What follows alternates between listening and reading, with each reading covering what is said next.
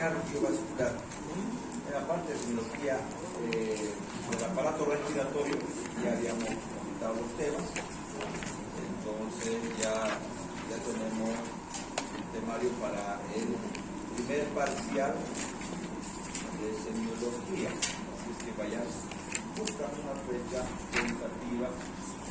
Todavía no es para la parte teórica. ¿Tenemos fecha tentativa? No. Bueno, yo creo que va a ser en julio. Vamos a ver. ¿Cuándo es el receso? El receso me parece que entonces, antes seguramente o a mediados de julio. Seguramente. A mediados de julio.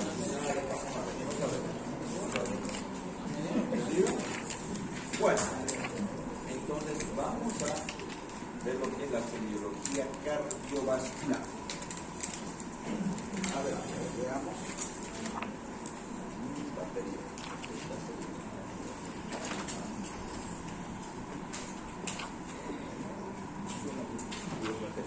Bueno, de todas maneras podemos indicar que la semiología en general es la disciplina que va a tomar en cuenta el estudio de los signos y de los síntomas. En este caso, vamos a utilizar aquí una parte de semiología cardiovascular.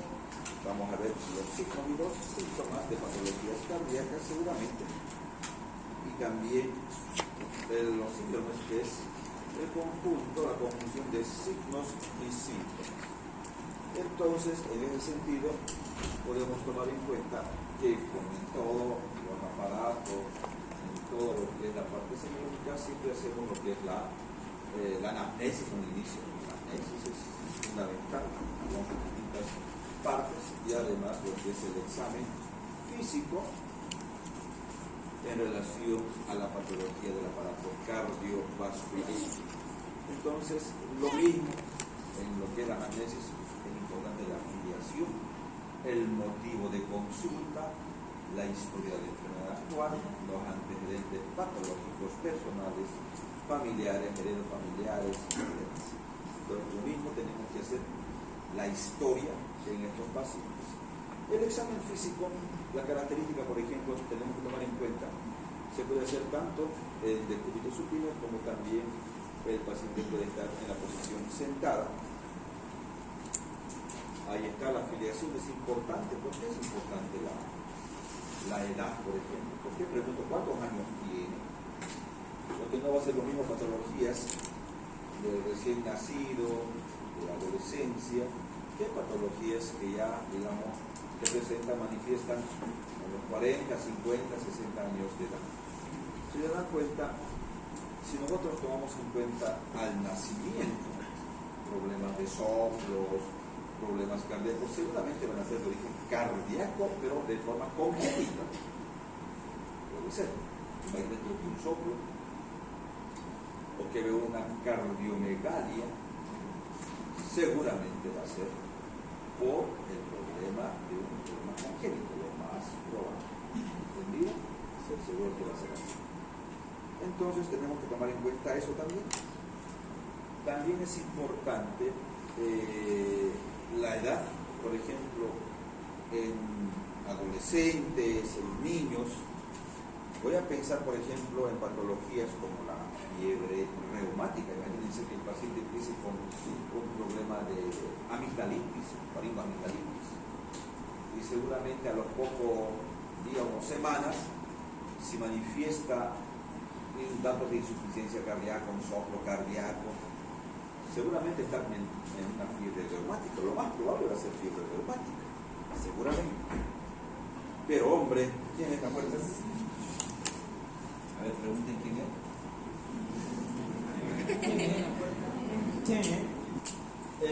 Habíamos comentado de que si yo tengo un paciente con una amigdalitis de origen bacteriana, van a ser amígdalas purulentas seguramente,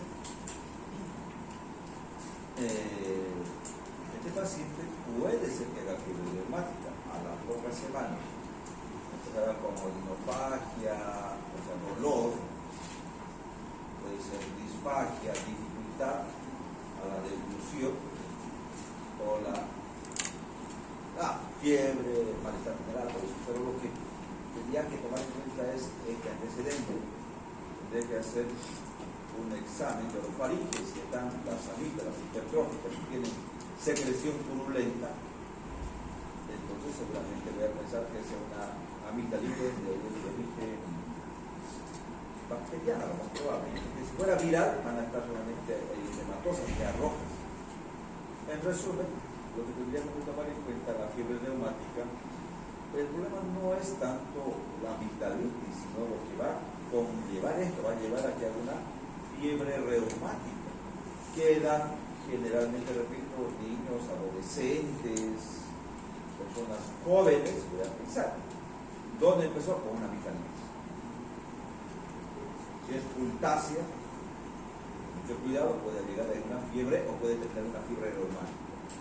El adagio que decía, por ejemplo, el adagio es bien característico, dice que la fiebre reumática muerde el corazón y lame las articulaciones, dando a entender que deja grandes secuelas en el corazón.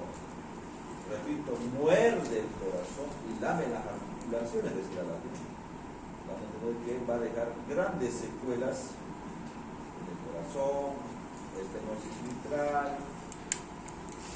también puede ser que deje estenosis o insuficiencia mitral, en la aórtica y demás, ¿no? O sea, muchas consecuencias. Claro, también va a haber dolor articular. Y en los criterios, por ejemplo, criterios mayores de Jones, y también hay menores, claro que sí. En los mayores hablaba de carditis, artritis, nódulos subcutáneos, corea de occidental, eritema marginado, la mnemotecnia cáncer. Con esto puedo recordar cuáles son los criterios mayores de Jones en relación a la fiebre reumática. Carditis, el paciente va a tener una inflamación cardíaca, lo que va a conllevar a una insuficiencia cardíaca. Artritis, en este caso poliartritis, nódulos subcutáneos, corea menor occidental, el tema marginado es lo que el paciente va a referir, va a manifestar, va a tener estos síntomas, signos.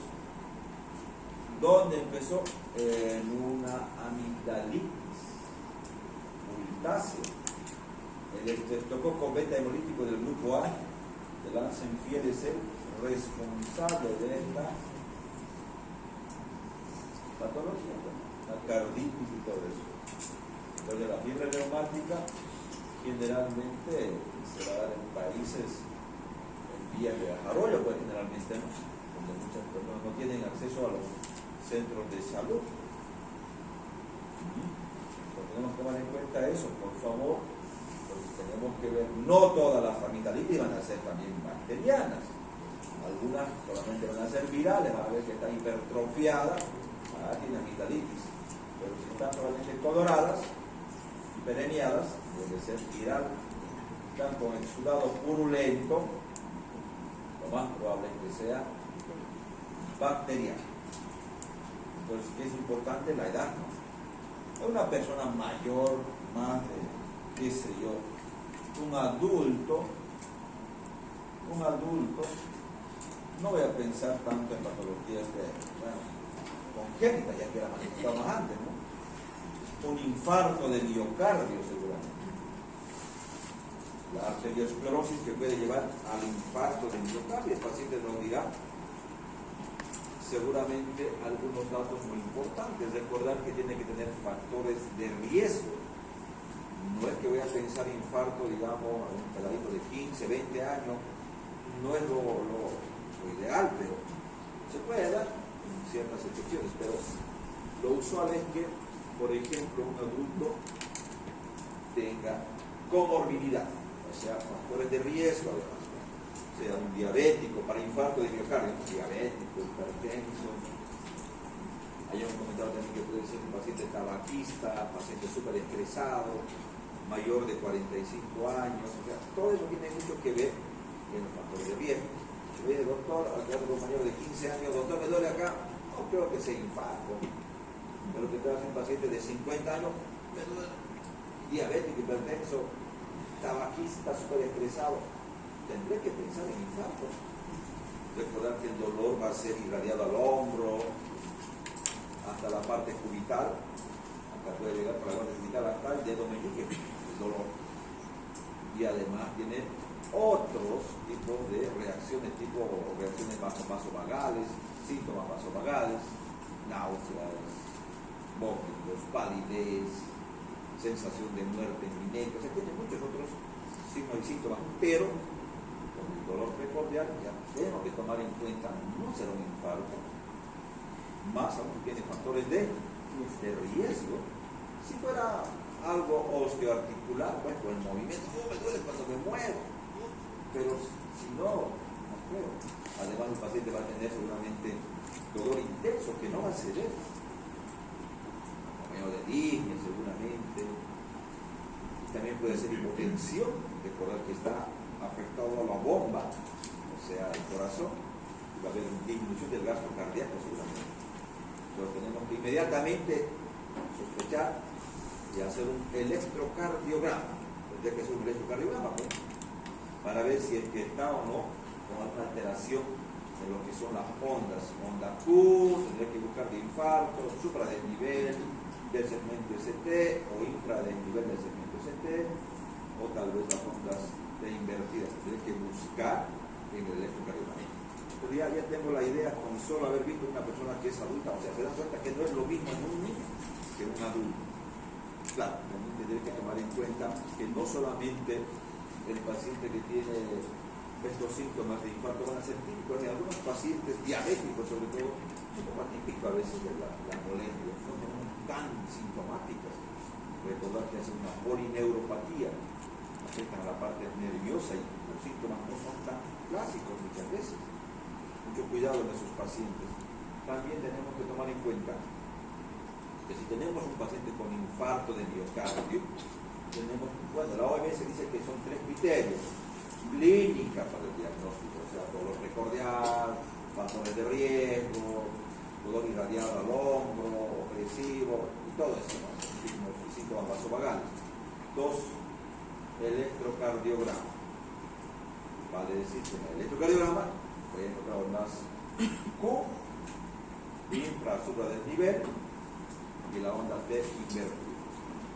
Hay que tomar en cuenta. Y la tercera es el criterio laboratorial con las troponinas, la T y la I pueden ser positivas, o la CPK fracción MB, perdón, la creatinfosfoquinasa, fracción MB, recuerden, sale positiva clínica más electro, ya tengo diagnóstico, o clínica más laboratorio, aquí tengo el diagnóstico. Se va a decir, necesito de los 3 criterios 2 para llegar al diagnóstico.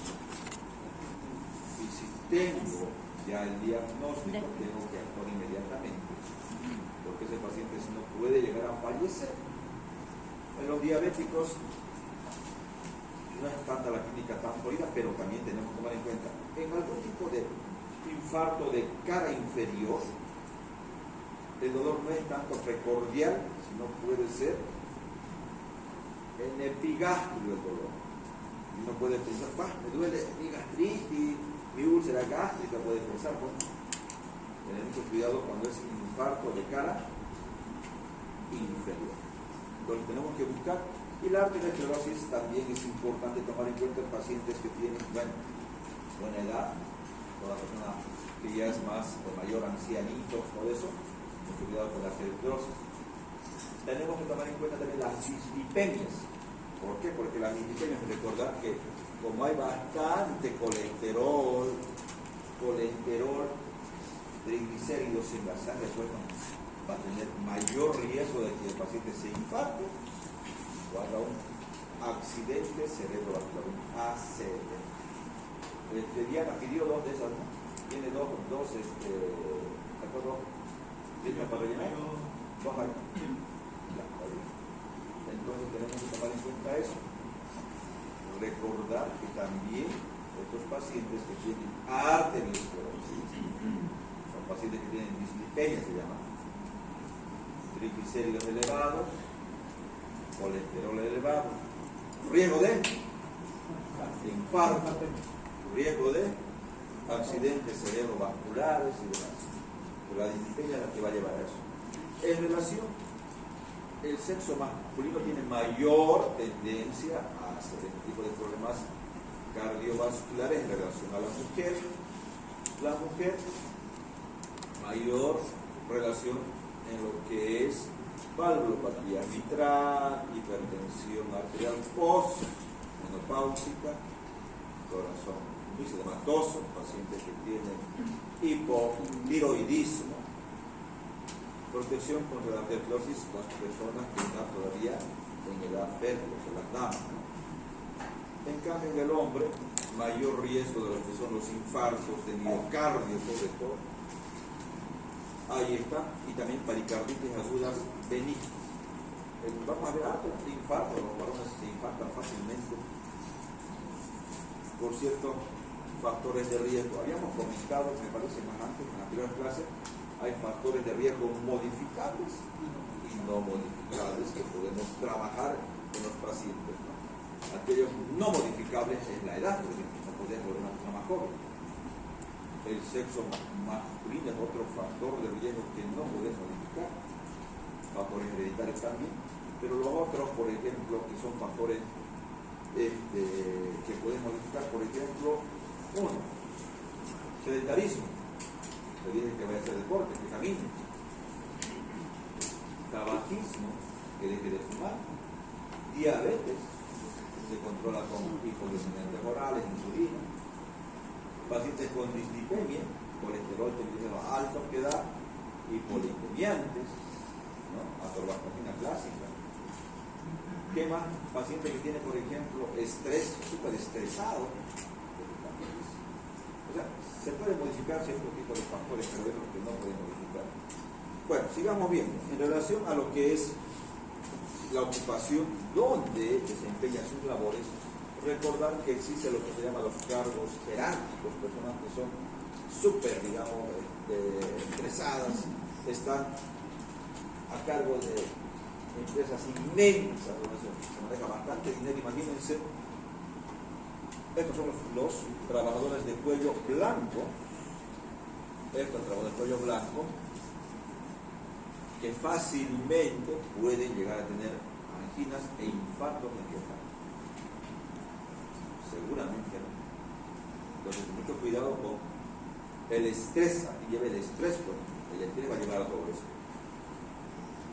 También, otro tipo de ocupaciones, como por ejemplo acá, los que son mineros, pero ¿qué tendrán que ver los mineros? Los que trabajan en las minas, sobre todo interior mina. Cuando tú vas a un paciente le dices, ¿en qué trabaja? He trabajado, doctor, en la mina. Ah, en la mina. Interior mina, le preguntan. ¿Por qué?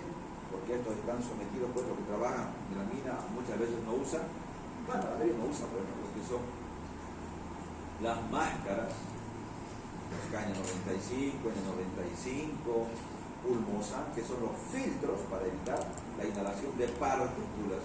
Lo que pasa es que este paciente, los mineros ingresan adentro de las minas sin protección y a la larga hacen lo que llama la silicosis.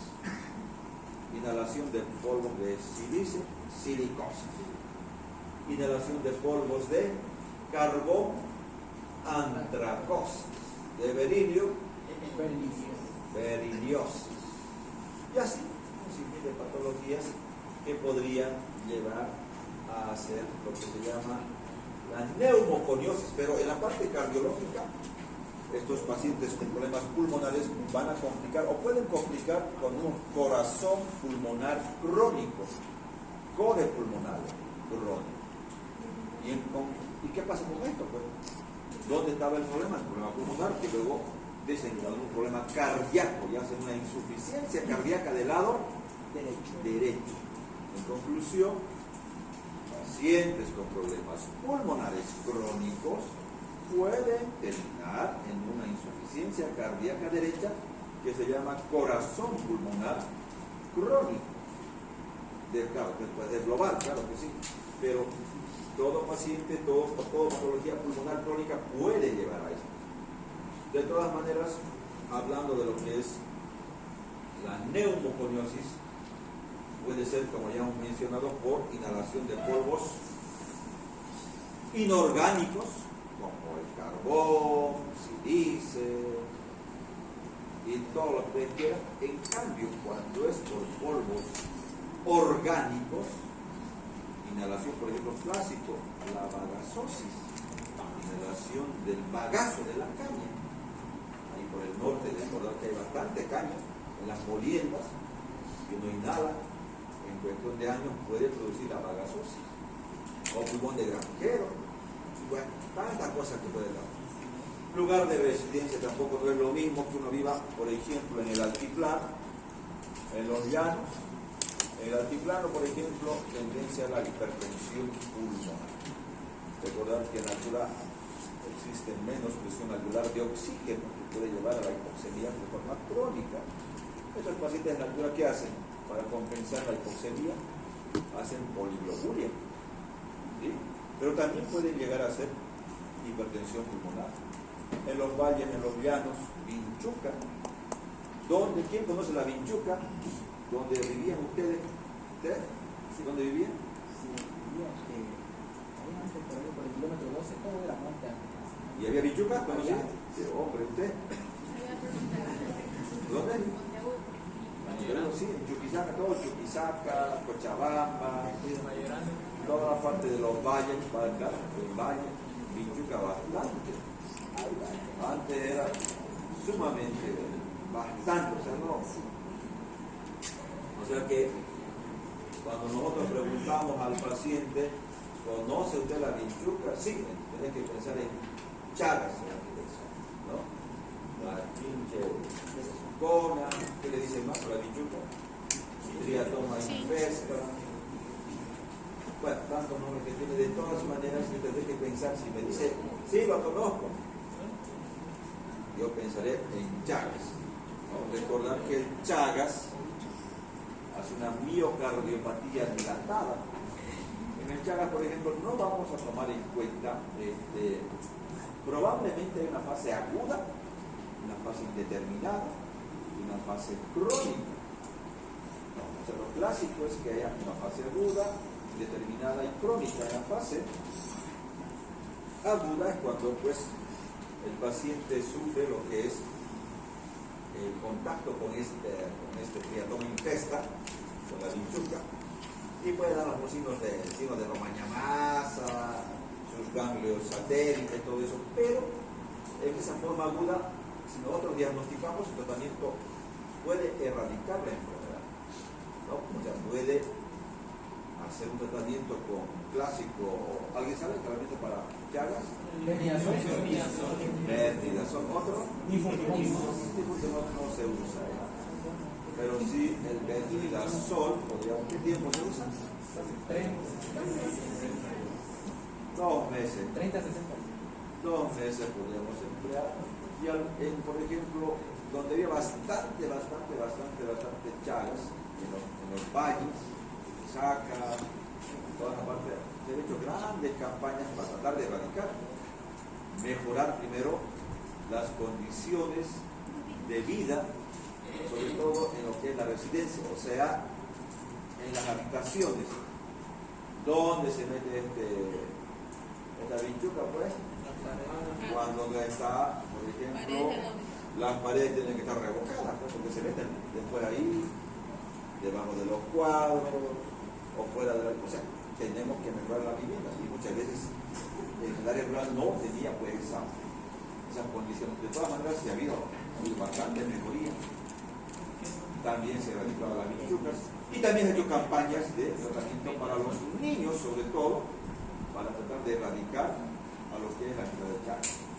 En la fase aguda puedes curar a las personas, a los niños, porque vas a erradicar la enfermedad eliminando al parásito, al trypanosoma cruzi. Antes se hacía lo que se llama para diagnóstico, el seno diagnóstico. ¿Cómo es el seno diagnóstico? A ver, ¿quién nos puede explicar? A ver, usted que es ayudante. De parasitología, ¿no? Adelante. Lo que se hace es conseguir una muestra de fluidos de la persona, principalmente sangre, y se crían pinchucas estériles, es decir, pinchucas que no han sido expuestas al medio ambiente, y se les da de alimento la sangre del paciente. De varios pacientes, porque en realidad no es un método diagnóstico por una sola persona, suele ser de exploración para ver exploraciones completas. Y luego, una vez se espera un mes, 2 meses, se abre la pinchuca y se busca en su intestino. Se encuentran epimastigotes de Trypanosoma cruzi porque la persona de la que se succionó su sangre tenía la enfermedad. Pero hombre, está bien. Recordar que lo que se hacía prácticamente antes, por ejemplo, clásicamente, era eso, pues, regalar pinchucas vírgenes sin infección por el Trypanosoma, y se decía a la persona, tómenla. Y veíamos si después si tenían o no tenían chagas. Es lo que decía clásicamente. De todas maneras, actualmente ya eso no se hace, digamos. Tal vez, ¿qué hacemos ahora para diagnósticos? ¿Qué pedimos? Gota gruesa. Sí, gota gruesa, pero ¿qué más? Serología. Elisa. Elisa para chagas, hay para chagas, lo que se hace en la parte práctica, clínica. ¿No? Entonces lo que tienen que hacer es eso. Pero los niños, igual podemos hacer, si diagnosticamos a un niño, a una persona que recién ha sido, digamos, acá en contacto con la bichuca, llegamos a un diagnóstico de Chagas agudo, lo tratamos y se curó. Pero en cambio, imagínense que una persona después, doctor, yo vivía hace 15, 20 años en Monteagudo, no sé, Camiri, vivía, no sé, por el lado de Riupampa, Padilla, no sé, toda la parte de Miquizaca, o en los valles, o en Valle Grande, no sé, ¿será que estamos en fase aguda? No, ya no. ¿Cómo yo sé que está en fase indeterminada o en fase crónica? A ver, ya, levante la mano. Nombre. Absenia, adelante, vamos, adelante. Crónica es cuando ya se manifiesta la enfermedad. Ya, Determinada es la sintomática. ya. A ver, alguien más específico, o sea que en la parte práctica, ¿cómo le puede llegar a diagnosticar, ver? El paciente va a estar A ver, usted, ¿tu nombre? Rolando. Rolando, gracias. El paciente va a estar con estreñimiento, podemos ya pensar en un polvo de Las chagas. mujeres siempre son constipadas. Que sea que tenga chagas. Van a ver que las mujeres siempre tienen mayor tendencia a la constipación que el varón. ¿Sí? Eso es normal. A ver, alguien práctico, pues algo práctico. A ver, ¿qué más? Vamos. ¿Alguien más? A ver, usted. Nombre. Nombre. Javier Estrada. Adelante, Javier. La única forma para detectar chagas agudo es con el signo de Omaña o con el chagoba y Sí, dijimos eso, ¿no? Que el contacto puede haber chagoba, ya está bien. Pero ¿cómo yo sé que es una fase indeterminada de una fase crónica? en la fase determinada no presenta síntomas.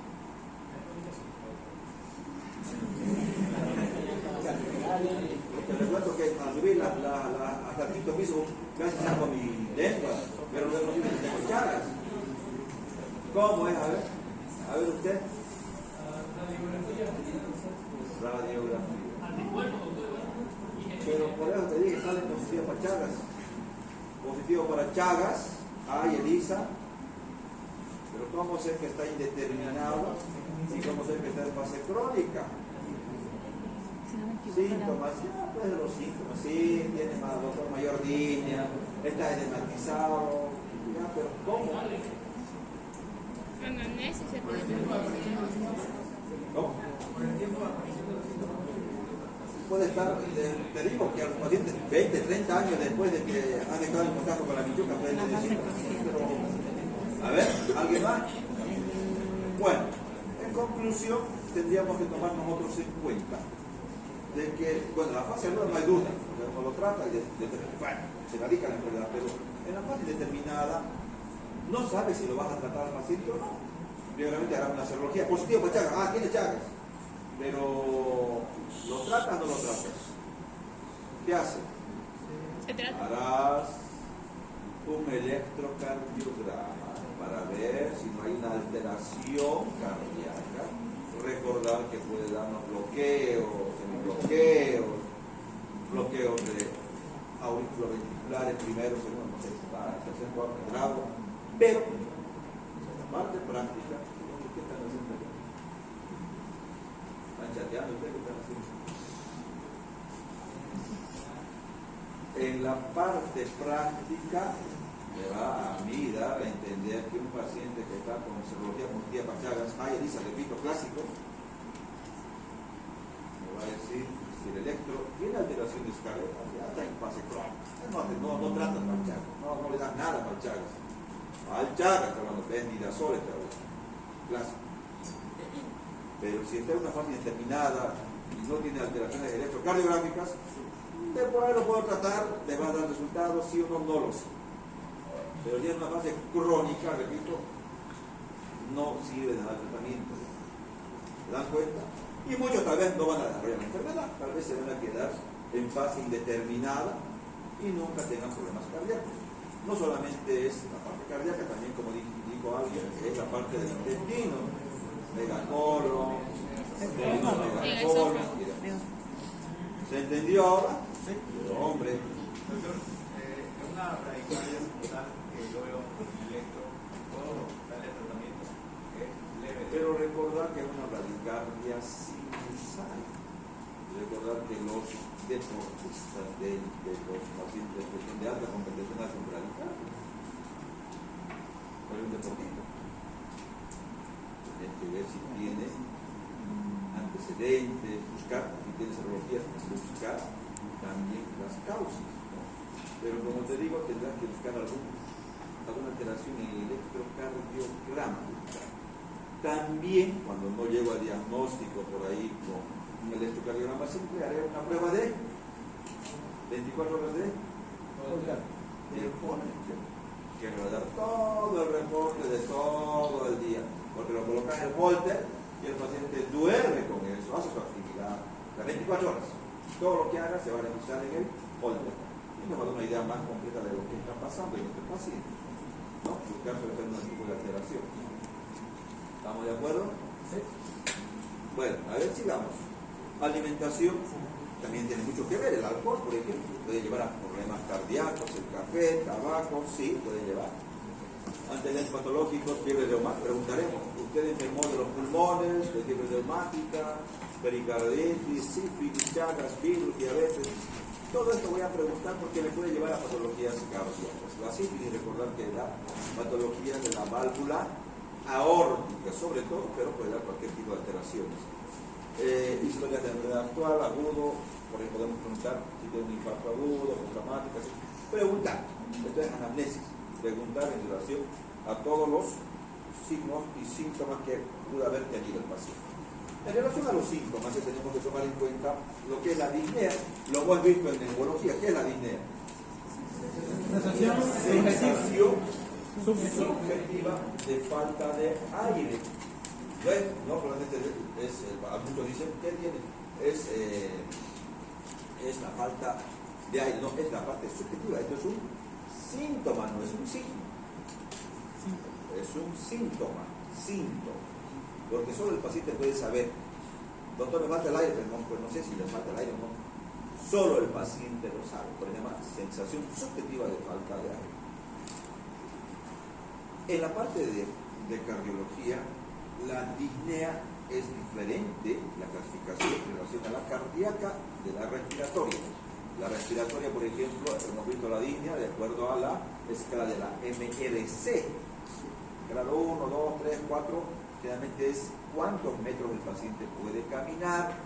¿Se acuerdan? De la MRC, grado 1, cuando el paciente en una cuesta, una subida, 2 pisos, grado 1, grado 2, generalmente 2 personas, podemos caminar de la misma edad y la que tiene línea se va quedando, grado 3 en 100 metros, terreno plano, hay disnea, y grado 4 de reposo. En cambio, en la parte cardíaca no es así. Vamos a ver, claro, la disnea se puede deber a una alteración o un fallo del ventrículo izquierdo.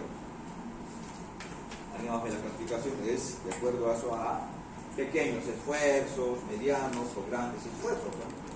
A grandes esfuerzos, medianos esfuerzos, de pequeños esfuerzos y de reposo, ¿no? Es diferente, ¿no?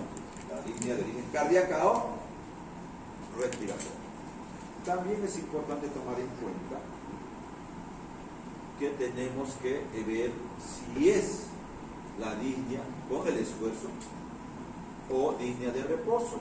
Puede ser continua o paroxística con el edema agudo del pulmón. Recordad que estos pacientes pueden tener la disnea al caminar, o están en reposo. Vamos a ver la clasificación de acuerdo a eso. A ver, vayamos a avanzar.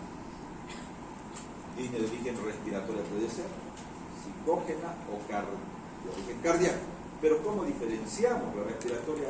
Generalmente, estos pacientes tienen antecedentes de problemas respiratorios, asma, no sé, fibrosis pulmonares, EPOC, algún problema tendrá que tener de origen pulmonar, ¿no? Además de tos con expectoración, puede ser progresiva, pero que generalmente yo puedo apuntar sibilancia, será, y toleran mejor el decúbito. Tú lo recuestas al paciente, no están tan disneico cuando los recuestan, o sea, toleran estar en decúbito supino. En cambio, el de origen cardíaco, tú lo recuestas y el paciente se sienta porque tiene ortopnea, no tolera estar recostado por la gran congestión que tiene. Además, hay irritación yugular, edema en miembros inferiores, la disnea de origen cardíaco. La respiratoria no hay edema, no hay infección yugular, va a tener sibilancia, tos con expectoración seguramente. En cambio, la de origen psicógena aparece frente a diferentes esfuerzos, ¿sí? Sean leves, moderados, los esfuerzos, igual tiene disnea, no es progresivo. En cambio, en la otra sí puede ir progresando lentamente. No cumple con las consignas de a mayor ejercicio, mayor disnea. O sea, haga más ejercicio, menos ejercicio, igual se sienten con disnea. Ortopnea, recordar, es la disnea que se manifiesta en decúbito. Tienen que tener un video para que me acuerden. Si lo recostás, es fácil, lo que tienen que simular es que sentado está nomás, aparentemente sin gran disnea, lo recuesta y empieza a hacer disnea y tiene que sentarse. Entonces la ortopnea es la disnea en decúbito, ¿no? Y estos pacientes hacen muchas veces hasta el signo de la almohada. Miren, ahí se puede ver el paciente. Le preguntaba al paciente, ¿usted duerme con almohada, sin almohada, con cabecera, sin cabecera? Doctor, duermo siempre con 2 o 3 cabeceras, con 2 o 3 almohadas, porque si no, me falta el aire. Ah, este paciente debe ser cardíaco, ya te das cuenta, porque está refiriendo que duerme con bastantes almohadas, ¿no? Signo de la almohada, y se puede ver justamente. Disnea paroxística nocturna, los pacientes cardíacos de igual forma, cuando están durmiendo en la noche bien felices, de repente se paran y pueden correr hasta la ventana y abrir la ventana, teniendo en cuenta de que este paciente tiene disnea. Pacientes cardiópatas pueden hacer esto. ¿Pero y por qué? Recordar que el paciente puede tener edemas en miembros inferiores. Cuando se recuesta y duerme, estos edemas se pueden redistribuir y por ende aumenta lo que es todo lo que es la boletia y puede darnos este tipo de insuficiencia cardíaca. Recordar que la línea paroxística nocturna también es un criterio mayor de lo que es la insuficiencia cardíaca en los criterios de Framingham, por ejemplo. Entonces, la línea paroxística nocturna pregunta: ¿usted alguna vez se levantó de noche que le faltaba el aire? Sí, doctor, varias veces. No puedo, estoy durmiendo y de repente me tengo que sentar o correr a la ventana porque me falta el aire. Está haciendo entonces línea paroxística nocturna el paciente. Esto ya hemos visto en relación, igual en la parte respiratoria, igual tienen que hacer el video, la disnea. ¿Ya están con el video todo? ¿Ya están así? Vamos a revisar. platifnea. Cuando vayamos al hospital les voy a contar todo esto, no se olviden. Platifnea es la disnea, pero cuando el paciente se incorpora, se pone de pie, recostado o sentado, está nomás sin disnea, pero cuando se para, por un problema del diafragma, se para y tiene disnea y tiene que recostarse. Trepopnea, disnea de cúbito lateral, y la ortodesoxia es la disminución de la presión de oxígeno al incorporarse de más de 10 milímetros de mercurio. Ahí está, respiratoria, tanto cardíaca en relación a la disnea. En la cardíaca generalmente no tolera el decúbito, tú lo recordás, no tolera. La respiratoria tolera mejor el decúbito, o sea, puede estar recostado más tiempo, el cardíaco no. Cardíaca con disnea grado 4, generalmente, con disnea grado 4 de la AMBA. Edema generalizado en la cardíaca, sí. En cambio, en la respiratoria no tiene edemas. Ingurgitación yugular en la cardíaca y no ingurgitación yugular en la de origen respiratorio. En la cardíaca, antecedentes de problemas cardíacos, llagas, de fiebre reumática en la infancia. Respiratoria, seguramente el doctor le cuento que tiene un problema de asma, de este niño, de este peladito, o de EPOC, aparte de los 40, 50 años para adelante, EPOC y demás. Tenemos que buscar los antecedentes también. Ahí está interrogación frente a pacientes con disnea. ¿En qué momento aparecen los síntomas? ¿Frente a qué situación le aparece? Al caminar, al estar sentado, recostado, ¿desde cuándo? ¿Qué? ¿Cómo? ¿Cuándo? ¿Dónde? ¿Qué fenómenos acompañan? Sibilancias, dolor, palpitaciones, la evolución en relación con esfuerzo o el reposo. Tenemos que preguntar todo eso. La clasificación funcional de la New York. Clase 1 se puede dar con actividad física acostumbrada, no provoca síntomas, fatiga, palpitaciones, líneas. Ambos. Clase 2, la actividad física acostumbrada provoca síntomas. Clase 3, actividad física menor, que a la acostumbrada provoca síntomas. Y la 4 de reposo. O sea, existe relación a grandes esfuerzos, medianos esfuerzos, pequeños esfuerzos y de reposo. De acuerdo a esta clasificación, podemos decir en el paciente cardíaco es a pequeños, medianos o grandes esfuerzos. El dolor torácico, recordar que siempre en todo dolor hacemos lo que se llama ATILIEF, ¿de acuerdo? ATILIEF, aparición, tipo, localización, intensidad, todo eso, ATILIEF. ¿Cuál es la patología inherente en un dolor torácico? ¿Qué podría pensar? ¿Qué patología es? Si es un dolor precordial, lo primero que pensaré es un infarto de miocardio, una angina del pecho, con factores de riesgo, pero si no, pueden ser muchas otras causas. No todo va a ser infarto, pero tendré que descartar esto, que puede ser algo grave, el paciente puede fallecer si es que no toma en cuenta esto. La irradiación es importante y el paciente puede tener esta clásica mano que llamado engarra, ¿no? Puede tomarse el precordio, la región precordial. Entonces tenemos que buscar las características. Puede ser leve, moderada, grave la intensidad, localización, retroestomable en un 70% generalmente. ¿Dónde va? La propagación al hombro izquierdo, espalda, cuello, región del maxilar inferior y demás. Opresivo constrictivo, no puede el paciente respirar, se agarra. Duración de 2 a 5 minutos, mayor de 30 minutos tenemos que tomar en cuenta.